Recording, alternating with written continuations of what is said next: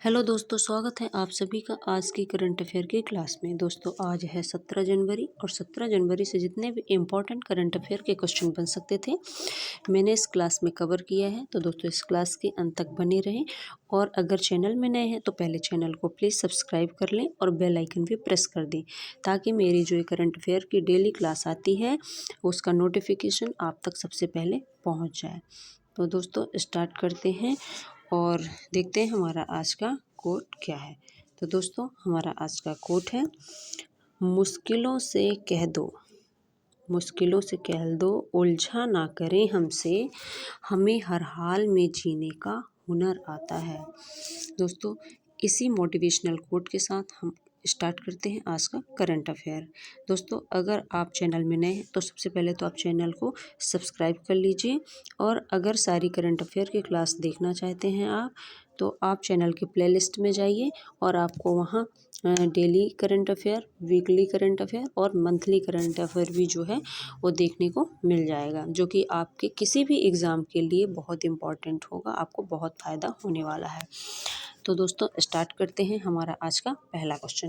तो हमारा आज का पहला क्वेश्चन है, हाल ही में जेफ वेंग का निधन हुआ है, वह कौन थे? हाल ही में जेफ वेंग का निधन हुआ है और वह कौन थे? दोस्तों ये थे ब्रिटिश गिटार वादक और इसका राइट आंसर है ब्रिटिश गिटार वादक, ये है जेफ वेंग। प्रसिद्ध ब्रिटिश रॉक गिटार वादक जेफ वेंग का 78 वर्ष की आयु में निधन हो गया है। वह प्रसिद्ध रॉक बैंड यार्डबर्ड्स के साथ भी परफॉर्म किया था। जेफ वेंग ने अपने करियर में 8 बार ग्रैमी अवार्ड जीता था। तो ये जो जेफ वेंग है इनका जो संबंध है वो गिटार वादक से है। हमारा नेक्स्ट क्वेश्चन है, हाल ही में किस के वैज्ञानिकों ने फेफड़ों के कैंसर का पूर्वानुमान लगाने के लिए आर्टिफिशियल इंटेलिजेंस AI उपकरण विकसित किया है? और इसका राइट आंसर है MIT यानी मैसाचुसेट्स इंस्टीट्यूट ऑफ टेक्नोलॉजी। संयुक्त राज्य अमेरिका और दुनिया भर में फेफड़ों का कैंसर से होने वाली मौतों का प्रमुख कारण है। धूम्रपान के महत्वपूर्ण इतिहास वाले या सक्रिय रूप से धूम्रपान करने वाले 50 से 80 वर्ष की आयु के व्यक्तियों की निगरानी के लिए कम खुराक वाली चेस्ट कंप्यूटेड टोमोग्राफी LDCT का सुझाव दिया है। LDCT के साथ फेफड़े के कैंसर की जांच फेफड़ों के कैंसर से होने वाली मौतों को 24% कम करने के लिए प्रदर्शित की गई है। लेकिन जैसे जैसे धूम्रपान न करने वालों में फेफड़ों के कैंसर की दर बढ़ती है, क्योंकि अब जो फेफड़ों में जो कैंसर हो रहा है वो सिर्फ धूम्रपान करने वालों को नहीं, बिना धूम्रपान करने वालों को भी जो है बढ़ रहा है। व्यापक आबादी में फेफड़ों के कैंसर के जोखिम की जांच और जो है सटीक भविष्यवाणी करने के लिए नई रणनीतियों की आवश्यकता होती है। मैसाचुसेट्स इंस्टीट्यूट ऑफ टेक्नोलॉजी यानी MIT के शोधकर्ताओं के सहयोग से मास जनरल ब्रिघम के सदस्य मास जनरल कैंसर सेंटर के जांचकर्ताओं के नेतृत्व में एक अध्ययन ने सिबिक नामक एक कृत्रिम बुद्धि उपकरण विकसित और परीक्षण किया है। तो उस उपकरण का नाम क्या है? सिबिक। ये इम्पॉर्टेंट है और इसको जो है याद रखने वाली बात है कि उस उपकरण का नाम जो AI उपकरण है उसका नाम है सिबिक।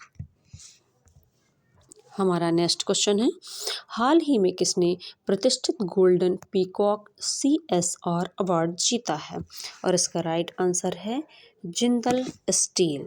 जाने माने उद्योगपति नवीन जिंदल के नेतृत्व वाली देश की अग्रणी steel company Jindal steel and power JSP को CSR दायित्वों के उत्कृष्ट निर्वहन के लिए प्रतिष्ठित गोल्डन पीकॉक अवार्ड 2022 से सम्मानित किया गया है। मुंबई में कंपनी सामाजिक दायित्व विषय पर आयोजित 17वें अंतर्राष्ट्रीय सम्मेलन में केंद्रीय कानून एवं न्याय राज्य मंत्री प्रोफेसर SP सिंह तो केंद्रीय कानून एवं न्याय राज्य मंत्री कौन है? Professor SP Singh Baghel. इन्होंने JSP को यह सम्मान प्रदान किया, जिसे कंपनी के प्रेसिडेंट और CSR प्रमुख प्रशांत कुमार होता ने ग्रहण किया। इस अवसर पर इंस्टीट्यूट ऑफ डायरेक्टर COD के प्रेसिडेंट लेफ्टिनेंट जनरल सेवानिवृत्त सुरेंद्र नाथ और प्रधान सलाहकार देश दीपक वर्मा IAS सेवानिवृत्त भी उपस्थित थे। CSR के क्षेत्र में समर्पित सेवाओं के लिए JSC को यह दूसरा गोल्डन पीकॉक अवार्ड प्राप्त हुआ है।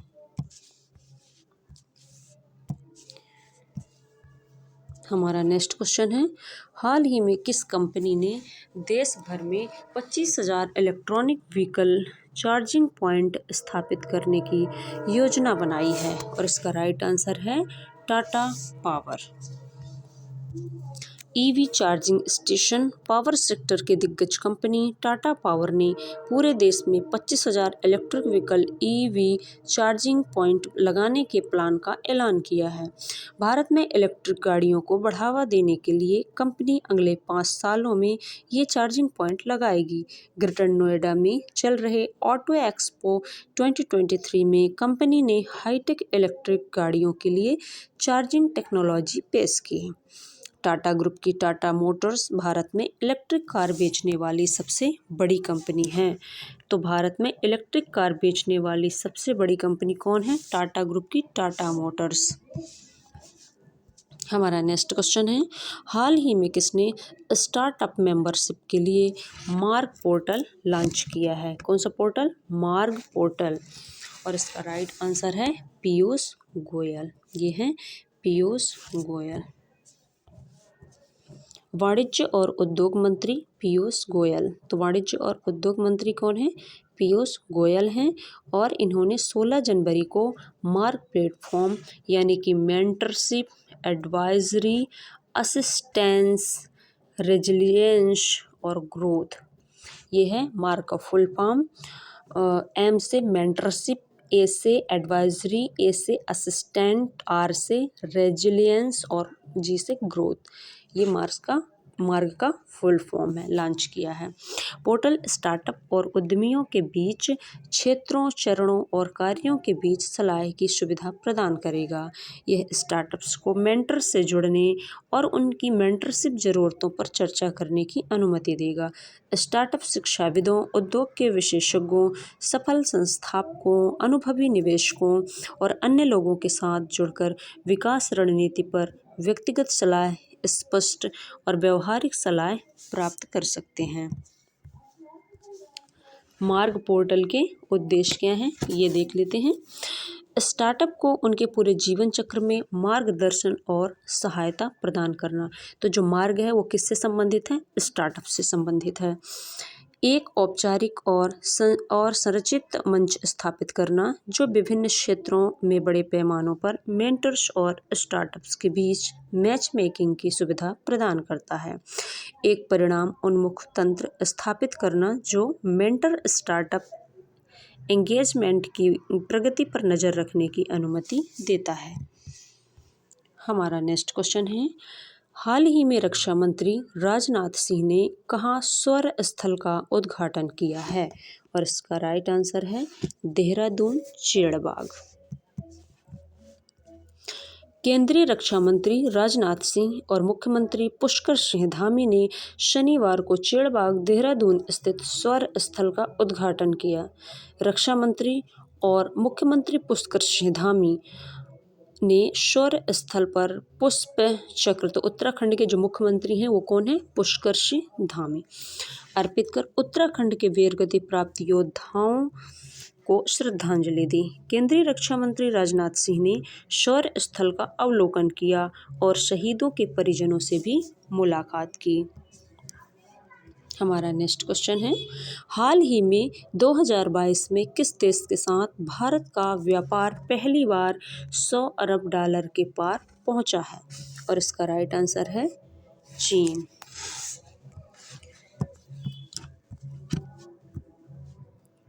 भारत और चीन के बीच व्यापार 2022 में बढ़कर $135.98 अरब के अब तक के उच्च स्तर पर पहुंच गया है।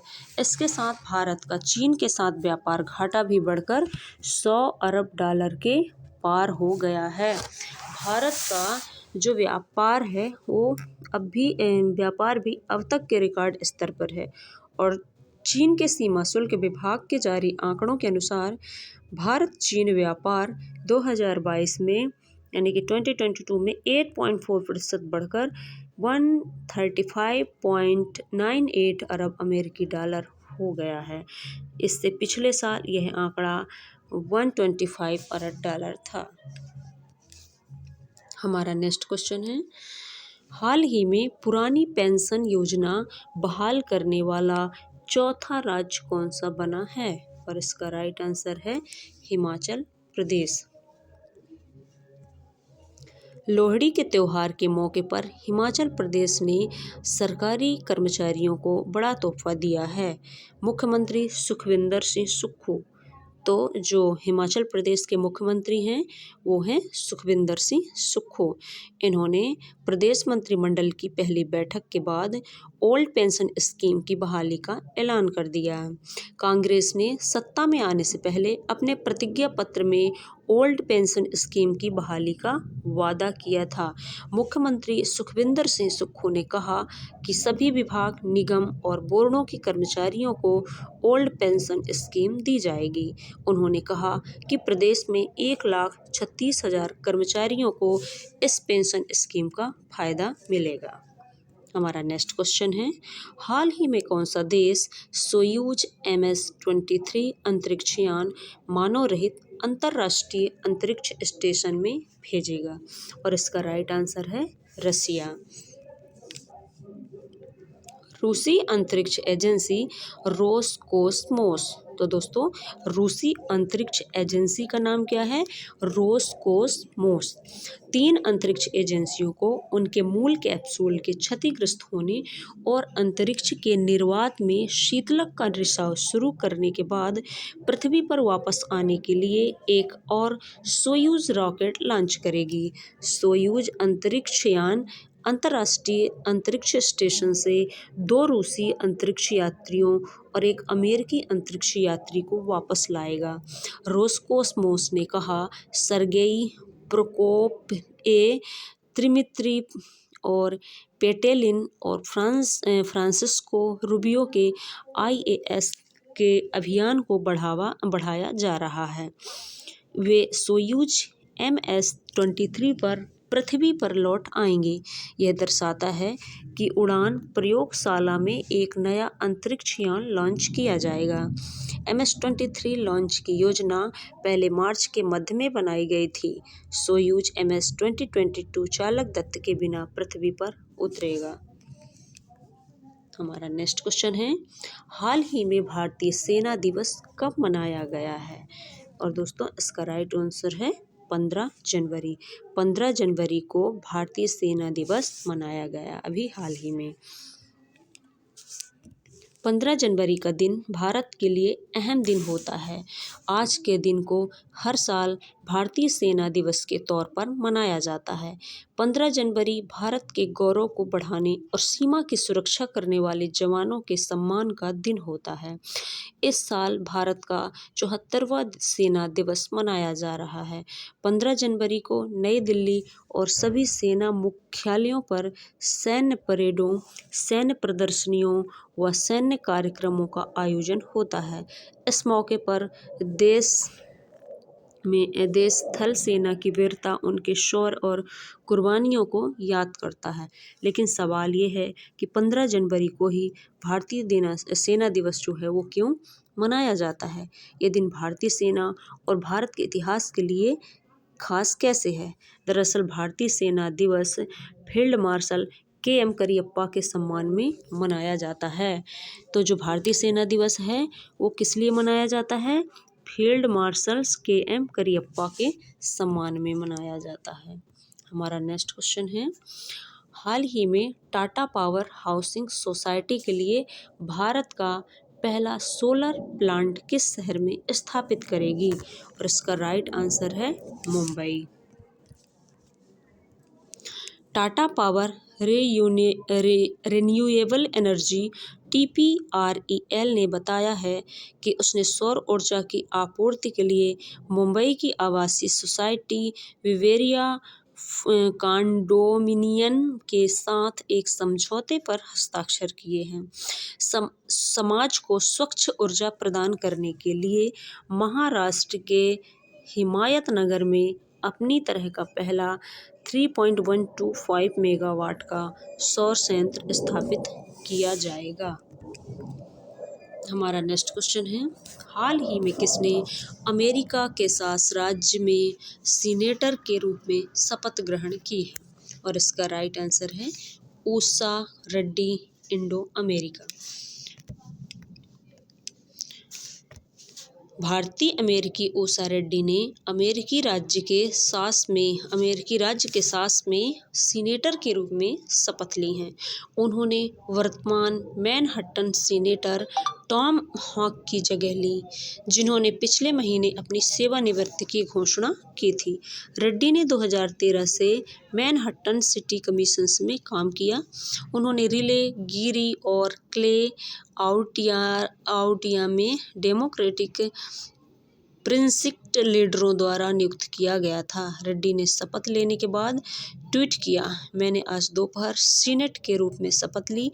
आज मेरे परिवार के साथ आना मेरे लिए बहुत अच्छा है। मैं आपका प्रतिनिधित्व करने के लिए उत्सुक हूँ।